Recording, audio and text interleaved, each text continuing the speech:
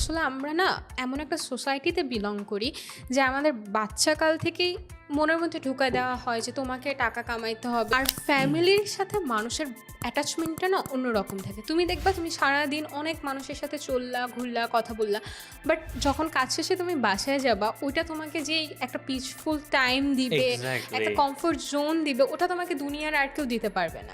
Family is that kind of source of love, that kind of source of emotion যেটা প্রত্যেকটা মানুষের কাছে আছে, যেটা প্রত্যেকটা মানুষ একটু তার সাথে ফ্যামিলি নিয়ে কথাবার্তা বললে সে ইমোশনাল ইমোশনাল হয়ে যায়, স্থির হন, নিজের লাইফের পারপাসটাকে চিন্তা করেন, মিনিংটাকে চিন্তা করেন, তারপর হচ্ছে আপনি লাইফে যে জিনিসগুলো আপনার সুন্দরভাবে কাটানো উচিত ফ্যামিলির সাথে, নিজের ফ্রেন্ডের সাথে, নিজের ওয়াইফের সাথে, নিজের সারাউন্ডিং পিপলের সাথে সেইভাবে কাটান, দুনিয়া নিয়ে কাটান। তো আমার ড্রিম ডেতে আমি কখনো নিজেকে একা নিয়ে চিন্তা করি না। আমি ভালো থাকবো, আমার একটা ড্রিম ডে মানে আমি সবাইকে নিয়ে ভালো থাকবো। Hello everyone, welcome to passive journal book podcast, যেখানে আমরা fiction, non fiction, self help, business সব ধরনের বই নিয়ে আলাপ আলোচনা করে থাকি। আজকেও হচ্ছে আমাদের একজন প্রিয় কোহোস্ট আছেন, মাইশা রশিদ। মাইশা, কি অবস্থা, কেমন আছো? আলহামদুলিল্লাহ ভালো, তোমার কি অবস্থা? এই তো আলহামদুলিল্লাহ, এখন অনেকটা ঠিকঠাক। বাট আজকে আমরা যে বই নিয়ে হচ্ছে কথাবার্তা বলতে যাব আর কি, আমি লাস্ট কবে হচ্ছে এতটা মনোযোগ দিয়ে বা এতটা ডিপলি কোনো বই পড়ছি, আই ডোন্ট নো। এতটা ডিপ থট নিয়ে, এতটা হচ্ছে কনসিয়াসলি প্রত্যেকটা লাইন পড়ছি, যেগুলো ইংলিশ মানে জানতাম না, ওগুলো বের করছি, ঠিক আছে? And what about you?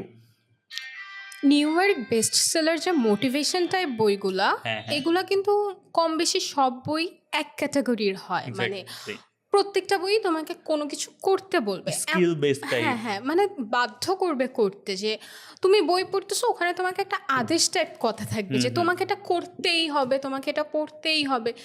But এই বইটা এক্সেপশনাল। এই বইটা তুমি লাইফের সাথে রিলেট করতে পারবা, এবং তার থেকেও বড় কথা, এই বই তোমাকে কেউ কিছু করতে বলবে না, বাট লাইফের এমন কিছু দিক সম্পর্কে কিছু কথা বলবে যেগুলো তোমাকে হিট করবে। ওই যে 3M একটা থটস থাকে না, ওই থটসগুলোকে আর কি হিট করবে যে আচ্ছা এগুলা এভাবে কাজ করে, কিংবা জীবন নিয়ে আমরা এভাবে চাইলে ভাবতে পারি। খুব সুন্দর একটা বই। আমি প্রথমেই বলি, এই বইটা না মাস্ট রিড কিছু বই থাকে না, যে আমি জীবনে অনেক বই পড়লাম বাট আমার লিস্টে কিছু মাস্ট রিড বই থাকবে। আমার মনে হয় এই বইটা সবার লিস্টে মাস্ট রিড বই হিসেবে থাকবে। এক্স্যাক্টলি।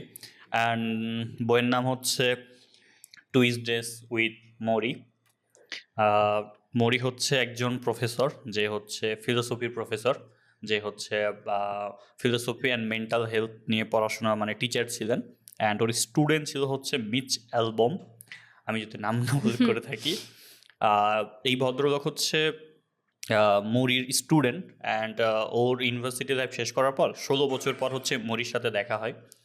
অ্যান্ড হচ্ছে তারপরে ওই সময় মরি হচ্ছে একদম লাইফের শেষ স্টেজে, ওর একটা খুব বাজে রকমের ডিজিজ ধরা পড়ছে। অ্যান্ড ও জানে যে কতদিন মতো বাঁচবে, মানে প্রক্সিমেটলি একটা ইয়ে আর কি। অ্যান্ড ওই টাইমে মরির সাথে হচ্ছে যে মিচ অ্যালবামের দেখা হয়। অ্যান্ড মিচ অ্যালবাম ছিল হচ্ছে তোমার একটা টেলিভিশনের হচ্ছে তোমার রিপোর্টার আর কি। সো ওই সময় ওর রিপোর্ট টেলিভিশনও বন্ধ হয়ে যায়। অ্যান্ড ওর লাইফের প্রথম হচ্ছে জবলেস অবস্থায়, এই অবস্থায় মরির সাথে হচ্ছে দেখা হয়। অ্যান্ড মরি কিন্তু হচ্ছে মিচ অ্যালবামের ওই স্কুল লাইফে বা ইউনিভার্সিটি লাইফের এমন একটা টিচার ছিল যে হচ্ছে তাকে লাইফ, স্পিরিচুয়ালিটি, মেন্টাল হেলথ এগুলো নিয়ে হচ্ছে ক্লাস এবং ক্লাসের বাইরেও পড়াশোনা করাইতো আর কি। সো কাহিনিটা আগাচ্ছে এইভাবে যে একজন যে জানে যে তার ডেথ কবে, যে তার জানে মৃত্যু সামনে, এরকম একটা প্রফেসরের সাথে একটা স্টুডেন্টের দেখা হয়, এবং তারা লাইফ নিয়ে 14টা মঙ্গলবার কাটায়। প্রত্যেক সপ্তাহের একটা করে মঙ্গলবার তারা এক একটা টপিক নিয়ে কথা বলে। টপিকগুলো কী কী, চলো একটু কথা বলা যাক এটা নিয়ে। মানে এই বইটা শুরু করলে প্রথম শব্দ থেকে শেষ শব্দ পর্যন্ত একটা কথা মাথায় ঘুরেছে, একটা মৃত্যু পথযাত্রী বা মৃত্যু সজ্জায় থাকা একটা মানুষ জীবনটাকে কিভাবে দেখে। জন্মের পর থেকে মৃত্যুর আগ পর্যন্ত একটা পুরো লং টাইম লাইফ সে কাটালো, ভালো খারাপ সব কিছু সে এক্সপিরিয়েন্স করলো। সবার লাইফে যে সব কিছু ভালো হয় এরকম কিন্তু না। তো ও যখন মানুষকে শিক্ষা দেওয়াটা স্টার্ট করলো, তখনও পজিটিভ নেগেটিভ দুইটাই সমানভাবে এক্সপ্লেন করতো। হয়তো পজিটিভটা একটু বেশি বলে মানুষ, বাট নেগেটিভটাকে না ও কখনো অ্যাভয়েড করতো না। হ্যাঁ হ্যাঁ, সব কিছু একদম খুব সুন্দর করে সে স্টুডেন্ট হোক কিংবা যাকে বলতেছে তার সাথে পুরাপুরি এক্সপ্লেইন করতো। আমার কাছে মনে হয় এই বইয়ের যে কনটেক্সটগুলো আর কি আছে বা কন্টেন্টগুলো আছে, এর মধ্যে সবগুলোই লাইফের সাথে রিলেটেবল। এক্স্যাক্টলি। এইখানে হচ্ছে তোমার 14টা সপ্তাহে ওরা 14টা টপিক নিয়ে কথা বলে। যেমন প্রথম সপ্তাহে কথা বলে হচ্ছে তোমার দ্য ওয়ার্ল্ড নিয়ে, তারপরে সপ্তাহে কথা বলে হচ্ছে ফিলিং সরি নিয়ে, তারপরে সপ্তাহে কথা বলে রিগ্রেট নিয়ে, তারপরে সপ্তাহ ডেথ, এরকমভাবে ফ্যামিলি আছে, ম্যারিজ আছে, ফরগিভনেস আছে, লাভ। পারফেক্ট ডেস আছে, লাভ আছে। সো যেই ব্যাপারগুলো আমাদের লাইফের সাথে খুব বেশি রিলেট করে, এবং 3M থট যেগুলো তুমি বললা, এবং নাওয়াডেস সাইকোলজিক্যাল ব্যাপার স্যাপারে একটু বেশি পরিমাণে মানুষজন এখন পড়াশোনা করতেছে। কারণ আলটিমেটলি তো লাইফ হচ্ছে যে একটা মানুষের লাইফ কেমন আসলে তুমি যেই পার্সপেক্টিভে দেখো তোমার লাইফটা কিন্তু তেমনই। মানে আমি হচ্ছে যে ছোট্ট একটা গল্প বলি যে একটা ফ্যামিলিতে ওর বাবা হচ্ছে যে ওই যে তোমার যেটাকে কোট আনকোট বলে যে আহ, তাস খেলে বেড়ায়, নেশাগ্রস্ত, তারপর হচ্ছে বিভিন্ন ধরনের যে খারাপ কাজগুলো আছে এগুলোর সাথে ইনভলভ। ওই ফ্যামিলিতে তোমার 2টা বাচ্চা আছে, ছেলে আর কি। তো একটা ছেলে আবার হচ্ছে তোমার ওই বাপের মতোই হয়েছে, ও তাস খেলে বেড়ায়, জুয়া করে বেড়ায়, সেই ব্যাপার স্যাপার। আরেকটা ছেলে হচ্ছে একদম ভালো হয়েছে, যে তোমার সব কিছু মেনে চলে, ওর লাইফের যেগুলো হচ্ছে খুব ভালো কাজ সেগুলো করে। তো দুইজনকে প্রশ্ন করা হয়েছিল যে তোমরা এমন হয়েছো কেন। একজন যে খারাপ হয়েছে ও বলছে যে আমার বাপকে তো আপনি দেখছেন, সো আমার বাপকে দেখে তো আপনি বুঝতে পারতেছেন, তাহলে আমি আর কেমন হব, ওনার ছেলেই তো আমি। যে ভালো ছিল তাকে জিজ্ঞেস করছে যে তুমি ভালো হয়েছো কেমনে, ও সেম অ্যান্সার দিছে যে আমার বাপকে তো আপনি দেখছেন, আমার বাপ তো এরকম, সো আপনি কি এক্সপেক্ট করেন যে আমিও আমার বাপের মতো হব? আমি তো দেখছি আমার বাপ এরকম হয়ে সংসারে অশান্তি এই সেই অনেক কিছু হয়েছে। তো দেখো, ছেলে কিন্তু দুইজন একই বাবার হচ্ছে সন্তান, ওরা দুইজন দুই পার্সপেক্টিভে দেখছে। একজন দেখছে যে আমার বাপ খারাপ হয়েছে তো আমি ভালো হয়ে কী করবো, আমার তো ভালো কোনো অপশান নেই। আরেকজন দেখছে আমার বাপ খারাপ, তাহলে আমি খারাপ হলে তো আমার লাইফে এরকম হেল হয়ে যাবে, সো আমাকে ভালো হতে হবে। সো এইটাই হচ্ছে যে একটা মানুষের লাইফ কেমন, সেটা ডিপেন্ড করে তুমি কোন পার্সপেক্টিভে দেখতেছো, তুমি লাইফটাকে কেমনভাবে নিতেছো। আমাদের হচ্ছে গল্পের যে আজকের প্রফেসর মরি, এ হচ্ছে লাইফে নেগেটিভ পজিটিভ দুইটাই আলোচনা করে, বাট ও ফোর্স করে পজিটিভটাকে দেখার জন্য বা পজিটিভটাকে হচ্ছে তোমার অ্যাকসেপ্ট করার জন্য, যেটা আমরা ফরগিভনেসে দেখছি। ইভেন ওর এই লাইফে ফরগিভনেসটা আমার কাছে সবচেয়ে বেশি ভালো লাগছে। মানে এখানে হুম একটা হুম টার্ম আছে যে ফরগিভনেস নিজের জন্য একটা হিলিং প্রসেস। তুমি এক্স্যাক্টলি। কাউকে নিজেকে ক্ষমা করলে তুমি অন্য কাউকে ক্ষমা করতে পারবা। মানে এই ব্যাপারটা যে আমার কাছে কতটা ভালো লাগছে আমি বুঝাইতে পারবো না। মানে আমি এই পার্টটা 2বার পড়ছি। অ্যান্ড ওই যে লাইনটা এইভাবে লেখা যে forgive yourself before you die, then হ্যাঁ, ফরগিভ হ্যাঁ। আদার্স। আমরা হচ্ছে একটা কথা বলি না সবসময় যে আমি এই অপরাধের জন্য নিজেকে কখনো ক্ষমা করতে পারবো না। আপনি যদি নিজেকে ক্ষমা করতে না পারেন, আলটিমেটলি আপনি অপরকেও ক্ষমা করতে পারবেন কখনোই না। না আসলে। কারণ আপনার রিগ্রেটটা রাতের বেলা ওই 3M এসে ধরা দিবে যে আপনি কী কী অপরাধ করছেন, কার মন খারাপের কারণ ছিলেন। একটা কথা বলা হয় যে মানুষের এই যে আমাদের এখানে 3টা টপিকের ইয়ে আছে যে তুমি মিনিংফুল লাইফ কেমনে পাবা। তার মধ্যে একটা হচ্ছে যে অন্যের প্রতি যত্নবান হওয়া বা ভালোবাসা প্রিয় হওয়া আর কি। ঠিক আছে? সো একটা কথা আছে যে তুমি হয় অন্যের হাসির কারণ হও, না হলে অন্যের কান্নার কারণ হইও না। ঠিক হুম। আছে?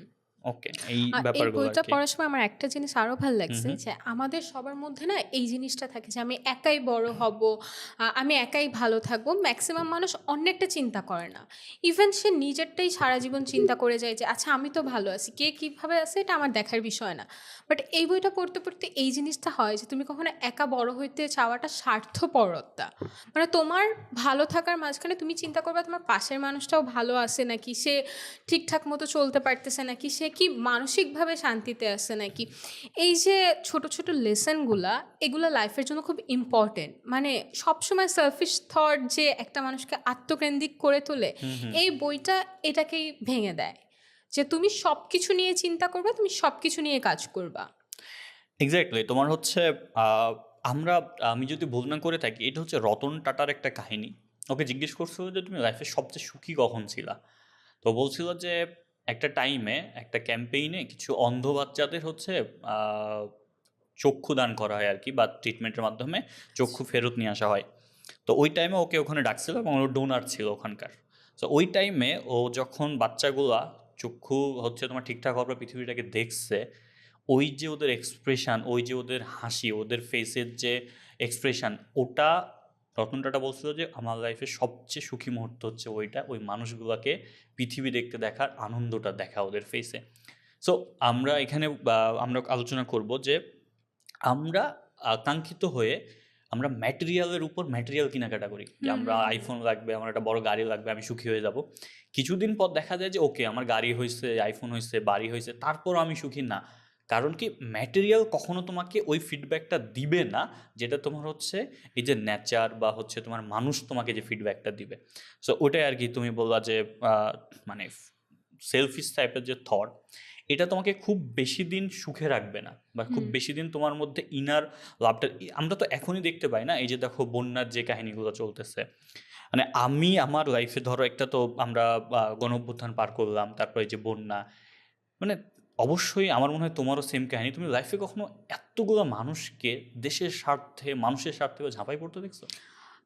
আমি পার্সোনালি বলি, হ্যাঁ, হ্যাঁ। মানে আমার এত বছর জীবনে আমি না কখনো দেশ, রাজনীতি এগুলো নিয়ে ডিপলি ভাবতাম না। আমার লাইফ চলতো, আমাদের অপশনও ছিল না আসলে। হ্যাঁ মানে লাইফ চলতো যেভাবে চলতেছে। হয়তো খাবার টেবিলে বসলে দুই একটা খুব ইম্পর্টেন্ট টপিক নিয়ে বাবা মা যখন কথা বলতো, ওই অতটুকুই কিন্তু সীমাবদ্ধ জ্ঞান ছিল। এক্স্যাক্টলি। বাট এই গণ অভ্যুত্থান কিংবা এই পাশাপাশি বন্যা কিংবা অনেক মানুষের মৃত্যু, এই জিনিসটা চোখের সামনে না দেখলে আমি খুব সম্ভবত দেশপ্রেম আর আমি যে মানুষের প্রতি উইক, এই জিনিসটা কখনো ফিল করতে পারতাম না। আমার পার্সোনালি মনে হয় যে আমরা কি চিন্তা করতাম, আচ্ছা পড়তেছি লিখতেছি, হায়ার স্টাডিজদের জন্য দেশের বাইরে চলে যাব, এরপর জীবনটা বাকিটা দেখে নিব যেভাবে চলে আর কি। বাট দেশ নিয়ে এরকম একটা থট আছে, আমার দেশ কেমন আছে, দেশের মানুষ কেমন আছে, কিংবা আমার পাশের বাসার যেই ছেলেটা গুলি খাইলো সে কেমন আছে, এই জিনিসটা হয়তো এই ফ্রেজটা পার না করলে কখনো ফিলই করতাম না।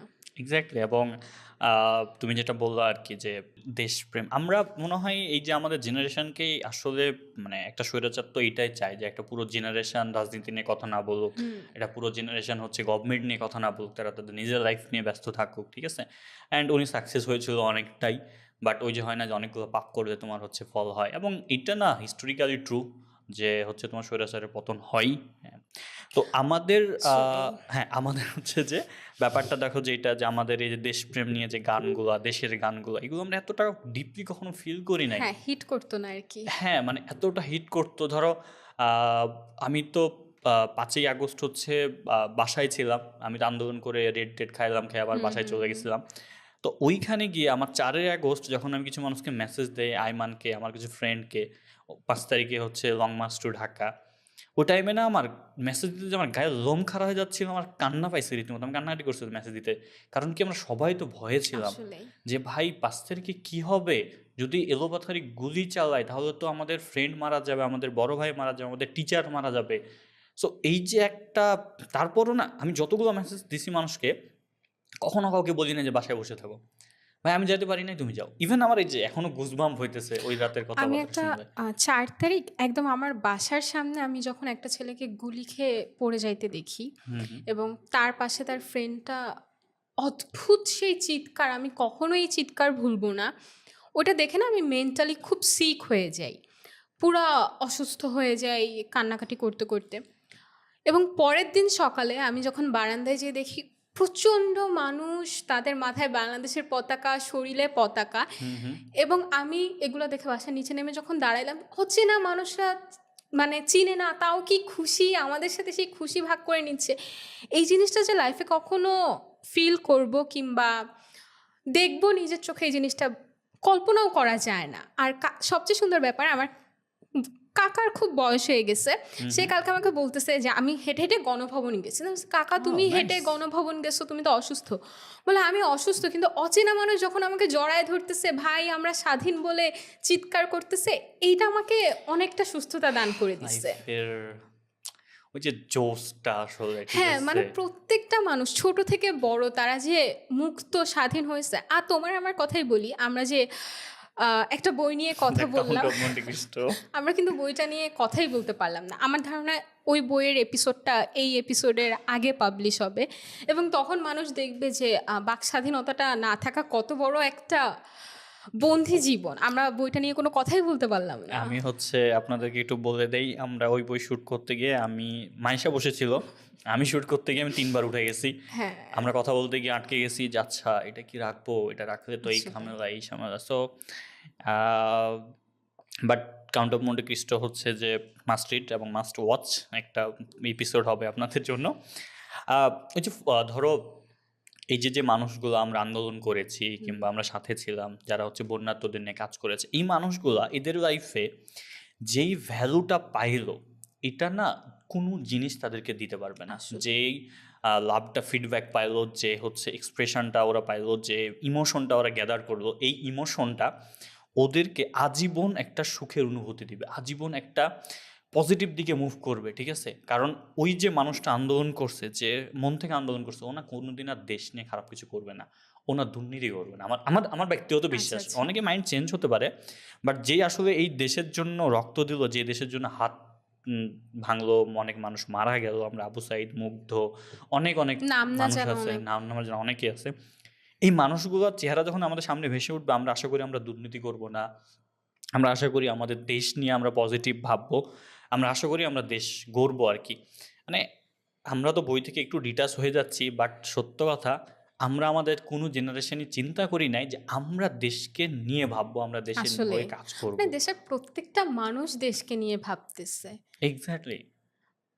খুবই সুন্দর একটা অনুভূতি আর কি। প্রত্যেকটা মানুষ সারা জীবন এই মোমেন্টটা মনে রাখুক এবং এই স্মৃতিটাকেই চারণ করে তারা সৎ পথে থাকুক। এক্স্যাক্টলি। আমাদের হচ্ছে বইয়ের, তোমার হচ্ছে বই তো আমাদের সত্য কথা বইয়ের শুরু যেটা 14টা অধ্যায় নিয়ে কথাবার্তা বলা, ওটা শুরু হয়েছে মনে হয় তোমার 45 পৃষ্ঠার পর। হ্যাঁ, 44 এবং মাস্ট রিড আপনার 43 পৃষ্ঠা পর্যন্ত পড়তে হবে, কোনোটি বাদ দেওয়ার ইয়ে নাই। 43 পেজের নিচের অংশটা হ্যাঁ, আমার খুবই পছন্দ। এই যে আমি রাখতে রাখছি আর কি। So it's too beautiful. মায়েশাকে বলবো একটু পড়ে শোনাক, কারণ আচ্ছা। So many people walk around with a meaningless life. They seem fall asleep even when they're busy doing things they think are important. This is because they are chasing the wrong things. The way you get meaning into your life is to devote yourself to loving others, devote yourself to your community around you, and devote yourself to creating something that gives you purpose and meaning. And I know he was right. আমি যে মরবো এটা আমি জানি, এবং আমি সবার কাছে ক্ষমা চাইতে পারতেছি, আমি আমার প্রিপারেশন নিতে পারতেছি, I am the luckiest person of the world. তখন হচ্ছে মিচ ভাবে আসলে কি মরি লাকি শব্দটা ইউজ করছে, ও জানে ওর কিছুদিন পর মৃত্যু, ও কেমন লাকি শব্দটা ইউজ করে।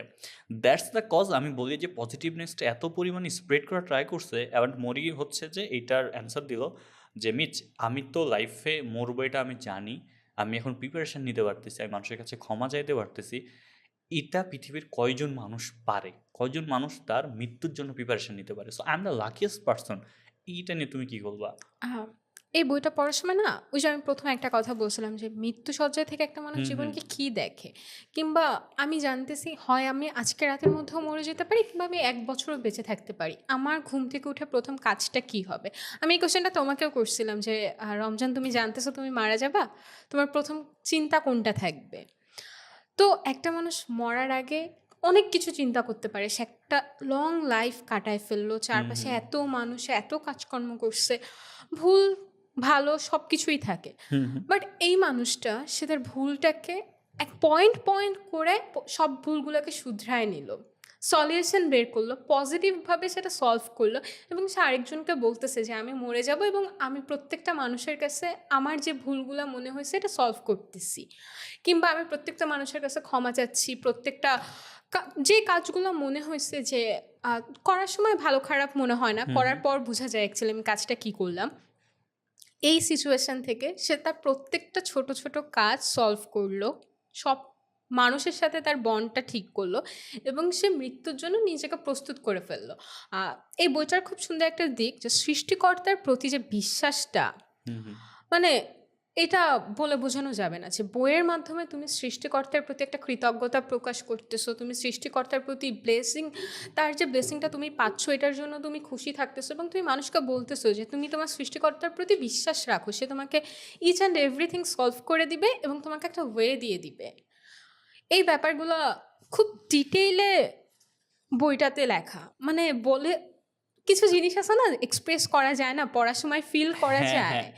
অ্যান্ড আমরা অলওয়েজ একটা জিনিস প্রমোট করি যে আমাদের পডকাস্ট হচ্ছে বইয়ের 5%, বাকি 95% বইয়েই থাকে। হ্যাঁ, তো আমরা অলওয়েজ একটা জিনিস রিকোয়েস্ট করি যে আপনি পডকাস্টটা শোনার পর অবশ্যই বইটা পড়বেন। তাহলে আপনার জন্য হবে কি, আপনার জন্য ইজি হবে জিনিসগুলো ক্যাচ করার, অ্যান্ড আপনি নিজের লাইফের সাথে রিলেট করতে পারবেন। সো আমরা কখনোই এইটা বলি না যে আপনি আমাদের পডকাস্ট শুনতে মানে আমাদের আপনাকে আর বই পড়তে হবে না। আমরা বই নিয়ে 20%ও কথা বলি না, বাট বইটাকে রিয়েল লাইফের সাথে মোটো করে আমরা জাস্ট মানুষকে বলি কেন পড়বে সেই বইটা। যেরকম এক্স্যাক্টলি। আমাকে কেউ যদি জিজ্ঞেস করে আমি তাকে এই বইটা মাস্ট রিড বলবো, হুম। কারণ একটা লাইফে কোন জিনিসটা নিয়ে এখানে কথা নাই, তুমি জন্মের পর থেকে মৃত্যুর আগ পর্যন্ত প্রত্যেকটা স্টেজ নিয়ে তোমাকে একটা বই রিয়েল লাইফ একটা এক্সাম্পল দিচ্ছে, এবং এটা তুমি তোমার লাইফে 100% না হোক 80%ও যদি কাজে লাগাও তাহলে তুমি তোমার জীবনটার অনেক চেঞ্জ করতে পারবা।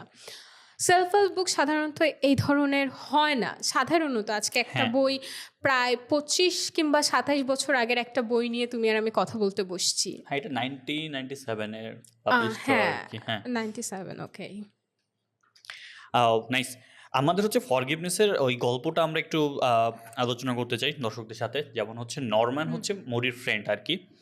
সো ওরা একসাথে থাকতো, অ্যান্ড কিছুদিনের মধ্যে নরম্যান হচ্ছে শিকাগোতে চলে যায় আর কি। তো শিকাগোতে যাওয়ার পর মরির হচ্ছে স্ত্রীর একটা মেজর অপারেশন হয়, এবং ওটা ওর ফ্রেন্ড জানতো নরম্যান, কিন্তু ওকে কোনো ফোন করে নাই, ওকে হচ্ছে তোমার জানতে চাই নাই। সো তারপর হচ্ছে মরি তো খুব স্বাভাবিকভাবে মন খারাপ করছে, অ্যান্ড কিছুদিন পর নরম্যান হচ্ছে মরির সাথে কন্ট্যাক্ট করে ব্যাপারটা নিয়ে আলোচনা করতে চাইছে 3বার, কিন্তু মরি হচ্ছে সুযোগটা দেয়নি। কিছুদিন পর জানতে পারে যে নরম্যান ওর ফ্রেন্ড ক্যান্সার আক্রান্ত হয়ে মারা Nice. গেছে, অ্যান্ড তারপরও চিন্তা করে যে আমি ওর সাথে কথা বলতে পারলাম না, মানে আমরা জানতে পারলাম না ও কেন আমাকে ফোন দেয় নাই। যেমন হচ্ছে একটা অ্যাড রিসেন্টলি ভাইরাল হয়েছে, যেটা হচ্ছে একটা লোক অফিসে যাইতেছে, মাঝখান দিয়ে একটা সাইড দিয়ে একটা গাড়ি এসে হচ্ছে ওর ময়লাতে জামা কাপড় নষ্ট করে দিচ্ছে। পরে ও রেগে গেছে, রেগে গিয়ে হচ্ছে গালাগালি করতেছিল, সাথে সাথে ও আবার দেখতেছে গাড়িটা ব্যাক করতেছে, তখন হচ্ছে ইটের টুকরা নিছে। ইটের টুকরা নিছে, দেন তোমার কি করছে, ওই গাড়িটা দ্রুত এসে ওই মেয়েটা হচ্ছে জানলাটা খুলে বলতেছে যে আমাকে একটু হসপিটালের রাস্তাটা বলবেন, আমার এখানে যে পেশেন্ট আছে তার অবস্থা খুব খারাপ। তখন ও বুঝতে পারছে, ও আচ্ছা এই জন্যই হয়তো ও তাড়াহুড়া করছে, আমি না জেনে হচ্ছে রিয়াক্ট করলাম। তারপর হচ্ছে তাকে রাস্তাটা দেখাই দিল, তারপরে অফিসে আসলো। অফিসে এসে ওর স্টাফ একটা লাস্ট 1 মাস ধরে বা 3 মাস ধরে হচ্ছে তোমার 1 মাস ধরে কোনো ভালো কাজ করতেছে না, প্রত্যেকটা রিপোর্টে ঝামেলা টামেলা। তো ও হচ্ছে ওই রিপোর্টটা দেখে ঝামেলা পাইছে, ওরে কথা শুনতে যাবে বা বকা দিবে, একটা সেন্টেন্স ইউজ করছে, পরে হচ্ছে থেমে গেছে। ওখানে চিন্তা করতেছে আচ্ছা ওর কি কোনো ঝামেলা হচ্ছে, ও কেন 1 মাস ধরে অ্যাক্টিভ না। পরে হচ্ছে জিজ্ঞেস করছে যে এভরিথিং ইজ রাইট। হচ্ছে ও তখন ওর এমপ্লয় বলে যে না, আমার ডিভোর্স হয়েছে recently, so I need some time. And তারপরেও অফিস থেকে বের হয়ে চিন্তা করলো যে আসলে প্রত্যেকেরই ঝগড়া এই সেই, মানে এর মধ্যে একটা ইনার স্টোরি থাকে, এই স্টোরিটা আমাদেরকে শোনা উচিত, তাহলে আমি ওর পার্সেপ্টিভটা বুঝতে পারবো, ও কেন রেগে আছে, ও কেন কাজ হইতেছে না, ও কেন জোরে গাড়ি চালাইতেছে। এই পার্সেপ্টিভটা নরম্যানের হচ্ছে মরি তোমার মানে শুনতে পারে নাই, এবং এই জন্য ও আজীবন একটা পাপবোধের মধ্যে থাকবে, এটা খুব স্বাভাবিক। কিন্তু মরি এখানে যে ব্যাপারটা বলে সেটা হচ্ছে, তুমি একটু বলো আর কি। এই বইয়ের এই অংশটাতেই লেখা আছে যে ফরগিভনেস ইজ হিলিং প্রসেস। মানে এক্স্যাক্টলি। তুমি যদি কাউকে ক্ষমা করতে পারো, তোমার মন থেকে ওর প্রতি একটা রাগ ক্ষোভ সব কিছু চলে যাবে, তুমি কিন্তু নিজেকে খুব হালকা মনে করবা। মানে আমরা সাধারণত অনেক সময় রাগের বশে হোক জেদের বশে হোক মানুষকে ক্ষমা করি না, কিন্তু আমরা যদি একটু চিন্তা করি যে আমরা কিন্তু অনেক জানা অজানা ভুল করি এবং ভুল করে বুঝতে পেরে সৃষ্টিকর্তার কাছে ক্ষমা চাই। এখন সৃষ্টিকর্তা যদি আমাদের ক্ষমা না করে তাহলে তো আমাদের যাওয়ার কোনো রাস্তা নাই। ওইখানের আমি তোমাকে লাইনটা একটু ধরাই দেই। এই ধরো নরম্যান তো ক্যান্সারে মারা গেল, মরি তো হচ্ছে তোমার আত্মত্যাগে ভুগতেছে। তখন মরি যে চিন্তাটা করে, যেটা যে আমার আগে আমার নিজেকে ক্ষমা করতে হবে। হুম। আমার নিজেকে ক্ষমা করতে পারলে আমি অন্যদেরকে ক্ষমা করতে পারবো। তুমি হচ্ছে একটা মুভির নাম শুনে থাকবা, ওয়েটিং একটা মুভি আছে। আচ্ছা। তোমার হচ্ছে নাসরুদ্দিন শাহ, আমি যদি নাম না ভুল করে থাকি, ওটা একটা ফিলোসফিক্যাল মুভি। ওই মুভির স্টোরিটা হচ্ছে নরম্যানের মতোই। যে একটা স্বামী, একটা স্বামী স্ত্রীর একটা সংসার থাকে, অ্যান্ড স্ত্রীটা হচ্ছে স্বামীটাকে খুব বেশি হচ্ছে তোমার সন্দেহ করে আর কি।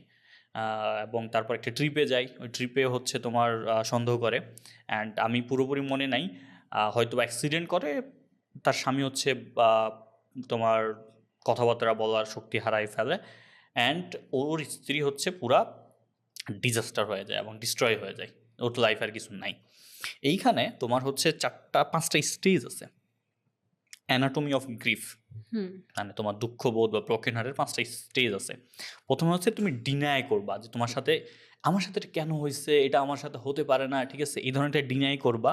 তারপর তুমি অ্যাঙ্গার হবা, ঠিক আছে, যে মনে করো পৃথিবীর সব কিছু, প্রথমে তো তুমি বলবা যে এটা আমার সাথে হওয়া উচিত হয় নাই, তারপর তুমি রাগ দেখাবা এই ব্যাপারটার উপর। 3 নম্বর এসে তুমি বার্গেনিং করবা সৃষ্টিকর্তার প্রতি যে আমাকে এটা থেকে কেন উদ্ধার দিছে? করো, কেন দিচ্ছ তুমি এটা আমাকে। 4 নম্বর হচ্ছে তোমার ডিপ্রেশন, তারপর তোমার ডিপ্রেশন হয় ব্যাপারটা নিয়ে, তোমার মন খারাপ থাকে সারাদিন। 5 নম্বরে এসে হচ্ছে অ্যাকসেপ্টেন্স, মেনে নেয়, ঠিক আছে। এই যে এইখানে নাসিরুদ্দিন শাহ তখন তার স্ত্রীকে নিয়ে ওই সেম হসপিটালে ছিল। ওই হসপিটালে তোমার হচ্ছে নাসিরুদ্দিন শাহ দেখে যে ওর মধ্যে কোনো এই যে ডিজাস্টার ব্যাপার স্যাপার নাই, ওর মধ্যে কোনো মানে এই যে হারিয়ে ফেলা এইসব ব্যাপার স্যাপার নাই। তখন ওই ভদ্রলোকের স্ত্রী নাসিরুদ্দিন শাহকে জিজ্ঞেস করে যে আপনার এই কামনে, দুঃখিত, আপনার এই হচ্ছে যে মানে ইজি থাকার ব্যাপারটা আসলে কি, আপনি আপনার স্ত্রীর অসুখ নিয়ে কেন চিন্তিত না। তখন নাসিরুদ্দিন শাহ তোকে এই যে অ্যানাটমি অফ গ্রিফের 5টা স্টেজ বলে, যে আমি অ্যাকসেপ্ট করে নিছি যে এটা আমার সাথে হয়েছে, সো এটা নিয়ে আমি খুব বেশি হচ্ছে মানে এটা নিয়ে ওই যে তোমার ডিজাস্টার হওয়ার কিছু নাই। সো এই যে নরম্যানের ব্যাপারে কাহিনীটা ঘটে, যে মরি চিন্তা করে যে ওকে আমার অ্যাকসেপ্ট করে নিছি, আমি নিজেকে ক্ষমা করে দিলাম হুম। আর কি, এইটা। মানে ওর কাছে লাস্টে কিছু করার থাকে না। একটা হুম মানুষ হুম যখন পৃথিবী থেকে চলে যায়, ওইটাই লাস্ট অপশন, আর কোনো অপশন নেই। বাট ও যে ফিলটা করছে যে আমার ভুল ছিল, আমি নিজেকে নিজের কাজের জন্য ক্ষমা করতে পারি নাই, এবং হুম আমি হুম নিজেকে যেহেতু ক্ষমা করতে পারি নাই, তাই আমি আমার বন্ধুকেও ক্ষমা করতে পারি নাই। আর ওর ফিলোসফির টিচার যে ওকে এই থটসটা এত সুন্দরভাবে এক্সপ্লেন করছে, মানে আমি তোমাকে প্রথমে একটা কথা বলছি যে এই বইয়ের লাইনগুলো না ইমোশন দিয়ে এক্সপ্রেস করা যায় না। কিছু জিনিস আছে তুমি পড়লে তোমার মধ্যে অ্যাবজর্ভ হয়ে যাবে। এক্স্যাক্টলি। যেমন হচ্ছে তোমার একটা আছে তোমার হচ্ছে মানি নিয়ে, হুম। মানি নিয়ে হচ্ছে একটা লেসন আছে, অ্যান্ড ওইখানে একটা বলা হয় যে এই যে যে owning things is good, more more money is good, more property is good, more commercialism is good, more is good, more is good. মানে আমাদের সোসাইটি, তোমার কাছে বেশি টাকা আছে, তুমি অ্যাকসেপ্টেড, আরও হুম। বেশি টাকা দরকার, তোমার আরও বেশি প্রপার্টি দরকার, এই জিনিসটাকে হচ্ছে প্রমোট করে। এই জিনিসটাকে প্রমোট করতে গিয়ে মানুষ, মানে পুরো বইটাই তো আসলে এই থটে দেখা যে লাইফের অরিজিনাল পারপাস, লাইফের আসলে মিনিংফুল লাইফটা মিনিংফুল অ্যাকচুয়ালি কি? লাইফটা অ্যাকচুয়ালি কি, এটা নিয়ে করা। সো এই যে মানির এখানে আলোচনা করে আর কি, যে এই যে ধরো টাকা পয়সার ব্যাপারটা, আমরা তো ধরো টাকা পয়সা সুখের জন্য কি করি, আমরা হচ্ছে গাড়ি কিনি সুখের জন্য, আইফোন কিনি, আমি এটা অলরেডি বলছি। হুম। সো এই যে ফিডব্যাকটা কিন্তু ওরা আমাকে দিতে পারে না। কিছুদিন পর মনে হয় আমার তো একটা আইফোন আছে, আমার এখন আরও বেশি দরকার। আসলে। কিন্তু যেই মানুষটা আন্দোলনে গেছে, যেই মানুষটা বন্যাতে কাজ করছে, যে মানুষের ভালোবাসা ফিডব্যাক পাইছে, রতন টাটা যে ওই যে চক্ষু ফিরে আসার পর বাচ্চাদের এক্সপ্রেশন দেখে যে ফিডব্যাকটা পাইছে নিজের কাছে, এইটা ওকে অরিজিনাল লাইফের পার্সপেক্ট দেয়, অরিজিনাল হচ্ছে বেঁচে থাকার সুখ আনন্দ যেটা, সেইটা দেয় আর কি। আহ, মোটামুটি আমরা শেষের পথে, আমরা হচ্ছে একটু এমনভাবে আলোচনা করতেছি যাতে আপনারা পড়তে পারেন বা পড়ার আপনার আগ্রহ তৈরি হয়। একটা স্টেজ আছে না, পারফেক্ট ডাইস। হ্যাঁ। আমি এখানে একটা কথা বলি। হ্যাঁ প্লিজ। আমরা যে টাকা নিয়ে কথা বললাম, আসলে আমরা না এমন একটা সোসাইটিতে বিলং করি যে আমাদের বাচ্চাকাল থেকেই মনের মধ্যে ঢুকায় দেওয়া হয় যে তোমাকে টাকা কামাইতে হবে, তোমার লাইফের মোটোই হচ্ছে লাইফে বড় হইতে হবে, এবং বড় হওয়া জিনিসটা না মানসিকতার দিক থেকে না, তোমাকে অর্থের দিক প্রপার্টির থেকে, দিক থেকে বড় প্রপার্টির হইতে দিক হবে, থেকে, হ্যাঁ। তাইলে তোমাকে হচ্ছে সবাই মানবে, তোমাকে সম্মান করবে। মানে এটা বছরের পর বছর হয়ে আসতেছে। এই জিনিসটাকে অ্যাভয়েড করার কোনো ওয়ে নাই। এক্স্যাক্টলি। আমাদের হচ্ছে মনে হয় তোমার সিক্স না ফিফথ টুইসডেতে ফ্যামিলি নিয়ে কথাবার্তা বলে, অ্যান্ড আমাকে যদি জিজ্ঞেস করো আমার মোস্ট ফেভারিট চ্যাপ্টার একটার মধ্যে হচ্ছে ফ্যামিলি আর কি। আচ্ছা, আচ্ছা। যে ফ্যামিলি ব্যাপারটা কেন আসলে গুরুত্বপূর্ণ, ফ্যামিলি ব্যাপারটা কেন আসলে একটা হিউম্যান বিইংয়ের জন্য খুব বেশি ইম্পর্টেন্ট? তোমার কি মনে হয়? আসলে একটা মানুষ জন্মের পর থেকে যতদিন না পর্যন্ত সে বাইরের জগতে আসে তার লাইফটা কিন্তু ফ্যামিলিকে কেন্দ্র করেই হয়। মানে তার বড় হয়ে ওঠার 50% সে ফ্যামিলি থেকে খুব ছোট থাকতে অ্যাবজর্ভ করে হুম, নেয়। হুম। সেটা ভালোবাসা শেখা হোক, সেটা খারাপ কিছু শেখা হোক। ওই যে তুমি একটা গল্প শোনাইলা যে ফ্যামিলি থেকেই সে শিক্ষাটা নিয়ে নিজের হুম, হুম, লাইফটা হুম। সাজাচ্ছে। আর ফ্যামিলির সাথে মানুষের অ্যাটাচমেন্টটা না অন্যরকম থাকে। তুমি দেখবা তুমি সারাদিন অনেক মানুষের সাথে চললা, ঘুরলা, কথা বললা। বাট যখন কাজ শেষে তুমি বাসায় যাবা, ওইটা তোমাকে যেই একটা পিসফুল টাইম দিবে, এক্সাক্টলি, একটা কমফোর্ট জোন দিবে, ওটা তোমাকে দুনিয়ার আর কেউ দিতে পারবে না। Exactly. I have nothing to do ওদের ভালোবাসা পাওয়ার জন্য। আসলেই। আমি বলতেছি না কিছু করা যাবে না, কিছু করা উচিত। অবশ্যই ফ্যামিলির জন্য আপনার লাইফে সবচেয়ে বেস্ট প্রায়োরিটি ফ্যামিলি থাকা উচিত সবসময়। অ্যান্ড মিচ অ্যালবাম ওই জন্য বলছিল যে এখন তো একটা ট্র্যাডিশন চলতেছে যে ফ্যামিলি না নেওয়া বা ফ্যামিলি হুম, ইয়েতে না হুম, করা। হুম, হুম। তখন হচ্ছে মরিয়াই ওর প্রথমে একটা ছবি দেখালো যেটা হচ্ছে ওর দাদার সাথে ও ছিল, তারপর ওর ছোটোবেলার ছবি, তারপর ওর ছেলের সাথে ছবি। তো এই একটা জিনিস বললো যে আমার ছেলের সাথে যেই ভালোবাসা আমার, এটা না আমার ফ্রেন্ডের সাথে হবে, না আমার গার্লফ্রেন্ডের সাথে হবে, না কারো কাছে হবে। আমার ছেলের সাথে যে ভালোবাসা, আমার ছেলের সাথে যে বন্ডিং, পৃথিবীর যে একটা বিশুদ্ধ ভালোবাসা বাবা ছেলের, এটা তো ফ্যামিলি থেকে তৈরি হয়। হ্যাঁ, আর ফ্যামিলির থেকে ক্লোজ না দুনিয়ায় কেউ কখনো হতে পারে না। সেটা গার্লফ্রেন্ড হোক, হাসব্যান্ড ওয়াইফের রিলেশনের মধ্যেও কিন্তু একটা বাউন্ডারিজ থাকে। হ্যাঁ, বাট একটা বাচ্চা কিন্তু স্কিন টাচ যেটাকে বলে যে মা বাবার স্কিন টাচ করে বড় হওয়া স্টার্ট হয়। তার ফার্স্ট ফিলিংটাই থাকে তার বাবা মার সাথে। তো ফ্যামিলি একটা হিউজ প্লেস যেখানে তুমি তোমার একটা কমফোর্ট জোন, যেটাকে আমরা হোম বলি, হুম, হুম, হোম ফিলটা তুমি পাবা। এটার এক্স্যাক্টলি। সাথে কোনো কিছুর কম্পেয়ার হয় না। আর আমি জানি না কাফকার একটা লেটার আছে ফ্যামিলি ফ্রেন্ডস, এরকম, আমি ঠিক বইটার নাম মনে করতে পারতেছি না। ওই বইয়ের লেটারগুলো পড়লে ফ্যামিলি যে ফ্রেন্ডশিপ, ফ্যামিলি সব রিলেশনশিপই একটা মানুষের জন্য important, but hmm, hmm, family যে তার ফার্স্ট প্রায়োরিটি এবং ফ্যামিলি যে তার মানে দুনিয়া সবাই ছেড়ে যাবে বাট তোমার পিছে ঘুরে দেখবা তোমার ফ্যামিলি তোমার জন্য আসছে। এই এক্স্যাক্টলি। ফিলটা পাওয়া যায় এই বইগুলা পড়লে। হ্যাঁ, অ্যান্ড ভ্যালুটা অ্যাকচুয়ালি বোঝা হ্যাঁ, যায়। অ্যান্ড মরি যখন তার ফ্যামিলি নিয়ে কথাবার্তা বলতেছিল, মিচের একটা খুবই সুন্দর লেসন হচ্ছে এখানে হ্যাঁ। দেওয়া। যে মরি কথা বলতেছে তার ফ্যামিলি নিয়ে, তার বাচ্চা কাচ্চা নিয়ে, এইসব নিয়ে। মিচ তার সাবকনসিয়াস মাইন্ডে দেখতেছে যে ওর গ্র্যাজুয়েশনের দিনে ওর হুম। বড় ভাই আসছে, ওর বোন আসছে, ওর বাপ মা আসছে, ওর একসাথে ছবি তুলতেছে, একসাথে ইয়ে করতেছে। অ্যান্ড হুট করে মরি জিজ্ঞেস করে যে ইমোশনাল হয়ে হ্যাঁ যায়। তুমি কি কিছু ভাবতেছো? অ্যান্ড মিচ হচ্ছে একটু ইমোশনাল হয়ে যায়, হুম। Change the subject.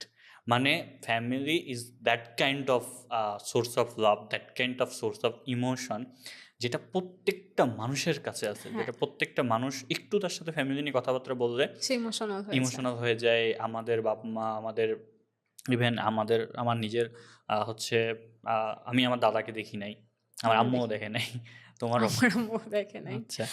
আহ, এই মানুষটাকে আমি অনেক মিস করি। আমি জানি না উনি কেমন ছিল বা কেমন আসলে, বাট আমি এলাকার মানুষের কাছে শুনছিলাম যে উনি এলাকার মরল বুঝো, মানে এলাকার হুম, হুম, সরকার হুম, টাইপের হুম, যে হুম, হুম, ব্যাপারটা, হুম। উনি সেইটা ছিল। তো যুদ্ধের সময় উনি মারা যান বিহারিদের কাছে আর কি। সো আমি নানাকে পাইছি, নানি পাইছি, দাদি পাইছি। দাদিকে আমি ক্লাস 5-এ হারাই। আমার ছোটবেলায় যখন দুষ্টামি করতাম, আব্বু যখন পিটাইতে আসতো, দাদির আঁচলের তলে গিয়ে দাঁড়াইতাম। আব্বু তো তখন কিছু করতে পারতো না, কারণ দাদির সাথে তো আব্বু হুম। কিছু বলতে পারবে না। So I I just missed her present. Emotional হয়েছে। আমি আমার একটা স্টোরি বলি। আমি আমার দাদাকেও দেখি নাই, নানাকেও দেখি নাই। হুম, হুম, আর দাদুকে দেখছি বাট আমার কোনো মেমোরি মনে পড়ে না কারণ আমি এত ছোট ছিলাম। হুম, হুম। আর নানু স্টিল আছে। এই নানুই হচ্ছে মাশাআল্লাহ, আমাদের মাশাআল্লাহ। ফ্যামিলির বটগাছ টাইপ। তো যাই হোক, আমি যে খাটটাতে ঘুমাই সে খাটটার বয়স ১০০ বছর। এগুলাকে বিন্দেজ প্রোডাক্ট। পালঙ্ক বলে যে সিঁড়ি হ্যাঁ, দিয়ে হ্যাঁ, উঠতে হ্যাঁ। হতো। আমার খাটটা অনেক উঁচা বাট ঢাকা শহরে আমার সেই সিঁড়ি কিংবা ওরকম ঘুরানো লাঠিগুলো যে থাকে হুম, হুম। ওসব রাখার উপায় হয় নাই। বাট আমি কেন জানি ফিল করি যে আমি আমার নানাকে না দেখলেও তার কোনো একটা কিছু আমার কাছে আছে এবং আমি ফিল করতে পারি যে আমার নানার সাথে আমার এই জিনিসটা দিয়ে একটা অ্যাটাচমেন্ট, কারণ খাটটা আমার নানার দাদার ছিল। সে আমার নানা পাইছে এবং পরবর্তীতে এতগুলা নাতির মাঝখানে আমি যেহেতু পাইছি আমি নিজেকে অনেক লাকি মনে করি। মানে আমার হয়তো ওদের সাথে ফিজিক্যালি কোনো ইন্টারেকশন হয় নাই, বাট এই ছোট ছোট জিনিসগুলা আমার আর তার মধ্যে একটা অদৃশ্য কোথাও সম্পর্ক রেখে দিছে, যেটা হচ্ছে আমি তাকে ফিল করতে পারি। আমি খুব সুন্দর মতো বলি যে আচ্ছা এই খাটটা আমার নানার, কিংবা আমার দাদু যে আমাকে ছোটোবেলায় গয়নাগাটি দিছে ওগুলো আমি এখনও পরে বলি যে আচ্ছা এটা আমার দাদুর দেওয়া। মানে কিছু ক্ষেত্রে না জিনিস একটা মানুষের হয়ে কাজ করে। ট্রু। ইভেন আমার দাদার কিছু জিনিস আব্বু যখন বের করে তখন ওগুলা দেখলে আমার মনে হয় আচ্ছা এই জিনিসগুলোর মাধ্যমে তো আমি তার একটা কিছু দেখতে পারতেছি কিংবা তাকে ফিল করতে পারতেছি। অ্যাকচুয়ালি ফ্যামিলির জায়গাটায় সবাই ইমোশন হয়ে যায়। ইয়া। এটাই মানুষের একটা উইক পয়েন্ট আর কি। হ্যাঁ, অ্যান্ড এই যে তুমি জোন আউট হয়ে গেছো। না, আমি আমি আমি আসলে এখনো চিন্তা করি যে আমার নানু মারা গেছে, আল্লাহ তাকে জান্নাতবাসী করুক। আহ, আমার ধরো নানু বাসায় কি হইতো, ধরো আমার নানু বাসার পাশে পুকুর ছিল। তো যখন আমরা সব কাজিনরা যাইতাম পুকুরে মাছ মারতাম, সবগুলো আমরা পিকনিক টিকনিক করতাম, ওই বাড়িটা এত বেশি ক্রাউডেড ছিল। ওই বাড়িটায় এখন মাত্র হাতে গোনা 2-3টা মানুষ থাকে, যেটাতে আগে অনেক মানুষ ছিল, অনেক ইয়ে ছিল। সো এই ব্লাঙ্ক স্পেসগুলো এত বেশি হচ্ছে লাইফকে আসলে থামায় দেয় বা এত বেশি আঘাত করে। ওই যে আমরা অপেক্ষা বই একটা জিনিস আলোচনা করছিলাম না, যে মৃত্যু মানুষদেরকে কেউ অপেক্ষা করে না মৃত্যু হ্যাঁ, মানুষের। এত মৃত্যু মানুষের জন্য কেউ অপেক্ষা করে না, কিন্তু আমরা যখন একটা জিনিস নিজের মধ্যে বুঝতে পারি যে মৃত্যু মানুষ আর কখনোই ফিরে আসবে না, আমি কখনো দেখব না, এটা যখন ভিতরে গিয়ে হিট করে, যে মানুষটার সাথে আমি ঘুমাইছি, যে মানুষটার কাঁধে আমি মাথা রেখে গল্প শুনছি, ওই মানুষটা আর কখনো আমি দেখতে পারবো না। এই জিনিসটা যখন হিট করে না, পৃথিবীর কোনো মানুষ নাই যে হচ্ছে স্ট্রং হয়ে থাকবে, কোনো মানুষ নাই যে হচ্ছে স্ট্রং হয়ে চিন্তা করবে যে তার প্রিয় মানুষটা পৃথিবীতে নাই। তো আমি আমার দাদাকে মিস করি, কারণ হচ্ছে আমার মনে হয় আমার দাদু থাকলে আমি আমার দাদার হাত ধরে বাজারে যাইতে পারতাম, আমার দাদার হাত ধরে, মানে আমার আব্বু তো এখন তার নাতিপুতির সাথে যেগুলো করে, সো আমার মনে হয় আমার দাদার আদর আমি পাই নাই। সো এটাই আর কি, ফ্যামিলি আসলে এই জন্যই খুব বেশি জরুরি। আহ, এই বই আসলে পুরোটা, আমাদের এই বইটা আসলে কী লেসন দেয়, বইটা হচ্ছে তোমার এই লেসনটাই দেয় যে life is not about money, life is not about chasing dreams and everything, life is about love, life is about relationship, life is about responsibility to people যাদের তুমি আশেপাশে বেঁচে আসো। এই যেমন মরি হচ্ছে একটা প্রশ্ন করে যে আমরা ধরো লাইফে যা চাই একটা টাইমে এসে কিন্তু আমরা দেখি, আমরা সবাইকে মাঝে মধ্যে বলতে দেখি না, আমিও বলি যে যে লাইফটা চাইছিলাম ওটা তো এখন হইতেছে না, তাই কী করব? কিন্তু তোমার কিছু করার থাকে না, কারণ কি এখানে যে শব্দটা ইউজ করছে যে life life is a series of pool back and fourth, মানে হচ্ছে লাইফ হচ্ছে তোমার একটা সুতার সাথে আরেকটা, যে তুমি যদি পুরোপুরি সব কিছু ছেড়ে দিয়ে ব্যাক করে আবার তোমার সুন্দর লাইফ লিড করতে পারবা না। তুমি হচ্ছে ওই যে বলা হয় দুই দিকে একটা কি জানি বলে তোমার রাবার, তোমার লাইফ হচ্ছে মাঝখানে আছে, তুমি কোনো দিকে মুভ করতে পারো না, কিছু হলে তুমি সবচেয়ে বড় আঘাতটা তুমিই পাবা। সো টুইসডেজ উইথ মরি জাস্ট আমাদেরকে এই জিনিসটা শেখায় যে একটু স্থির হন, নিজের লাইফের পারপাসটাকে চিন্তা করেন, মিনিংটাকে চিন্তা করেন, তারপর হচ্ছে আপনি লাইফে যে জিনিসগুলো আপনার সুন্দরভাবে কাটানো উচিত ফ্যামিলির সাথে, নিজের ফ্রেন্ডের সাথে, নিজের ওয়াইফের সাথে, নিজের সারাউন্ডিং পিপলের সাথে, সেইভাবে কাটান, দুনিয়া নিয়ে কাটান আসলে। সো আমি শেষ করে দিব।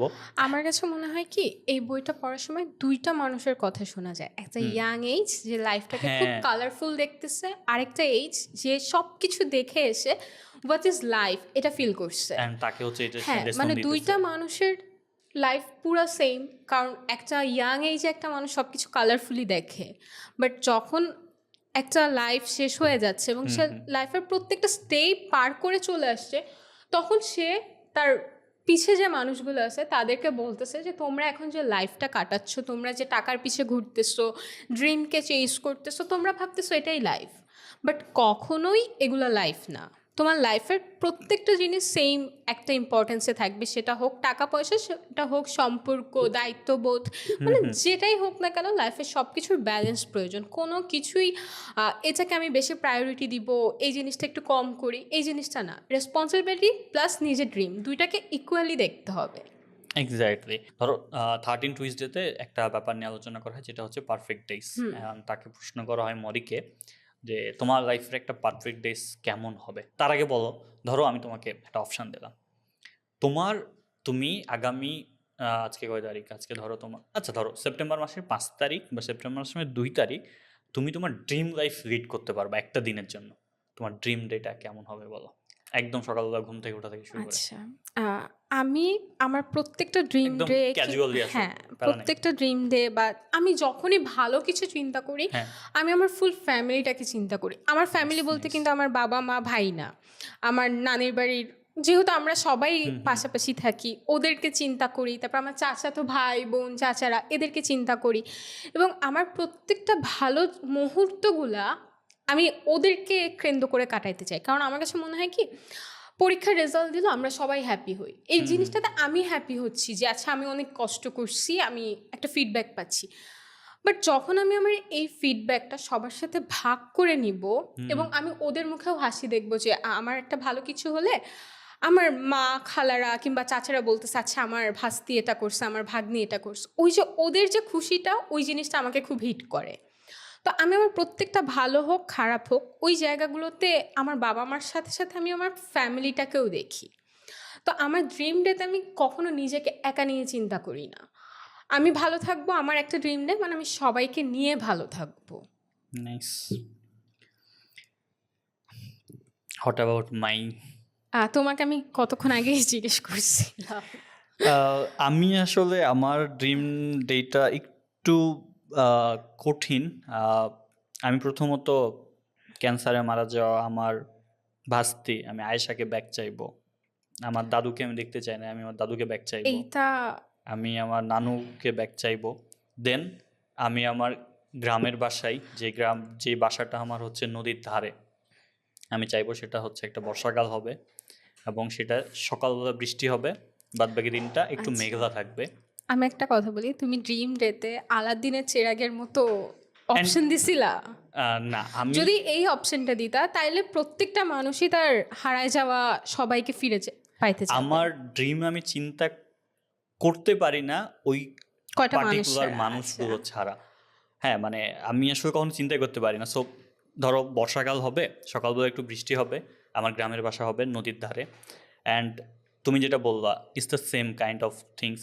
আমার ফ্যামিলির প্রত্যেকটা মানুষকে আমি হাসতে দেখবো। প্রত্যেকটা মানুষ, আমার যে আহ, আমার গ্রামের হচ্ছে যারা ভাবি আছে, এরা কিন্তু প্রচুর কাজ করে, প্রচুর। সো আমি ওই মানুষগুলো একটু রিলিফ দিব। ওই মানুষগুলো নিজের মতো সময় কখনোই কাটাতে পারে না, ঈদের দিনও না, ঈদের দিনও তাদেরকে রান্না করতে হয়। সো ওই মানুষগুলোকে আমি রিলিফ দিব। আমি জাস্ট চাই আমার ফুল ফ্যামিলির সাথে আমি আমার গ্রামের বাসায় একটা বর্ষাকাল কাটাবো, এবং হচ্ছে সন্ধ্যার পর বৃষ্টি হবে, ঝুম বৃষ্টি, কারেন্ট থাকবে না, আমরা হচ্ছে চাল ভাজা খাবো। এটা আমি প্রত্যেকটা জিনিস আমি করছি আমার লাইফে। আমাদের আচ্ছা। গ্রামে যখন আমি ক্লাস 3 বা 4-এ পড়ি, যখন হচ্ছে সোলার ছিল, তখন তো কারেন্ট ছিল না আমার গ্রামে। ধরো বৃষ্টি হলেই এই যে তোমার রোদ উঠতো না, সোলারে চার্জ থাকতো না, অন্ধকার থাকতো। তারপর হচ্ছে বিকালবেলা চাল ভাজা করা হতো, মরিচের গুঁড়া দেওয়া হতো একটু, সবাই মিলে আমরা খাইতাম, জাস্ট আমরা বসে থাকতাম, আর ঝুম বৃষ্টি টিনের উপর, বাঁশের উপর পড়তো। সো দিন শেষে আমরা সবাই সবার ভালো মুহূর্তটা ফ্যামিলির সাথেই থাকতে চাই। Exactly, family is everything. Everything. এই বইটা পড়লে এটা বোঝা যায়। মানে আমি বলি না, এই বই, এটা একটা মাস্ট রিড বই। মানে প্রত্যেকটা পার্ট তুমি তোমার নিজের লাইফের সাথে রিলেট করতে পারবা। প্রত্যেকটা লাইফ তোমাকে বেঁচে থাকার একটা অপশন দিবে। যে এক্স্যাক্টলি। তুমি যে বাঁচতেছো, তোমার লাইফটা ইম্পর্টেন্ট, অ্যান্ড এটাকে তোমার ইউটিলাইজ করতে হ্যাঁ, হবে। What about perfect days of Morrie? তারটা হচ্ছে আমার থেকে একদম ভিন্ন। তার পারফেক্ট ডেস হচ্ছে সকালবেলা উঠবে, নাস্তা করবে, কফি খাবে। মানে ওর পারফেক্ট ডেস ওই কল্পনাই করে না যে অলৌকিক কিছু একটা ঘটবে। ও পারফেক্ট ডেসে কল্পনা করে যে আমি একটা সিম্পল লাইফ লিড করব, সিম্পল একটা ডে হবে, এটাই হচ্ছে তার লাইফের পারফেক্ট ডেস আর কি একটা। অ্যান্ড দ্য লাস্ট ওয়ান, 14 টুইসডেতে গিয়ে আসলে কি হয় মাইশা বলো?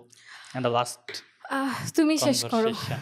আমার ধারণা তুমি লাস্টের অংশটা খুব ভালো বলতে পারবা, কারণ তোমার তোমার লাস্ট স্টোরিটার সাথে এটা কানেক্টেড। 14 টুইসডেতে যেটা হয় সেটা হচ্ছে যে মরি কিছুদিন অসুস্থ থাকে, তো একটা টুইসডে ওরা গ্যাপ দেয়। গ্যাপ দেওয়ার পর বলে যে পরের টুইসডেতে আপনার সাথে দেখা করব। পরের টুইসডেতে এসে দেখে যে মরি মারা গেছে আর কি। সো 14 টুইসডের মারা যাওয়ার পর কোনো লেসন নেওয়া হয় না, বাট কনক্লুশনে অনেক কিছু বলা আছে। আই হোপ এই আপনারা, জিনিসটা না বলাই ভালো, কারণ কনক্লুশনটা এখানে খুবই ডিপ। অনেক ডিপ আসলে পুরো বইয়ের সামারাইজ কনক্লুশনটা।